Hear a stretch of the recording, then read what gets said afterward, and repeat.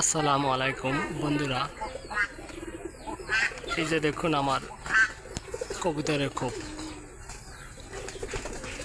কবুতরের খোপগুলা এমন সুন্দরভাবে সেট করছি। ছাদের নিচে জানালার উপরে দেখেন দোতলা সিস্টেম। এক একটা খোপ থেকে আরেকটা খোপের গ্যাপ হলেও 18 ইঞ্চি, আর কাঠ দিছি 1 ইঞ্চি পুষ্ট। 1 ইঞ্চি পুষ্ট কাঠ দেওয়ার কারণ হইল যদি পানি না পড়ে তাহলে কম হলেও 10 বছর যাবে, আর পানি যাতে না পড়ে উপরে প্লাস্টিকের এক পদের টিন পাওয়া যায়।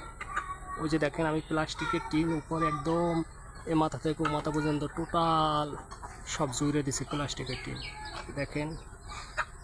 আর আপনারা যদি এভাবে কবুতর লালন পালন করেন তাহলে কবুতর রোগ বালাই কম হবে এবং কবুতরগুলো ভালোভাবে থাকবে।